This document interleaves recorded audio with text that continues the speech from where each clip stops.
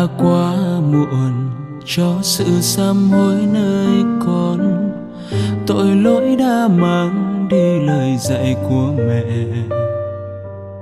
Giờ đây con muốn trở lại với vòng tay khô cằn mà ngày bên mẹ con chẳng bận tâm. Mẹ nắng con dậy bước con đi, mẹ dõi theo từng nhịp tim đập nhanh hay chậm mà con vô tâm vô nghĩ. Một bước tai họa với đứa con, một gánh vai mẹ không lời than.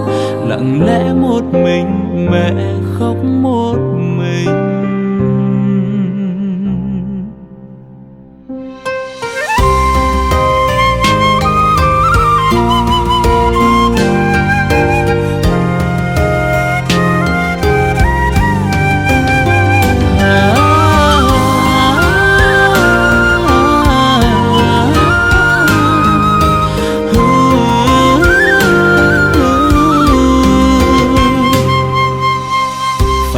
Số phận làm mẹ rơi nước mắt,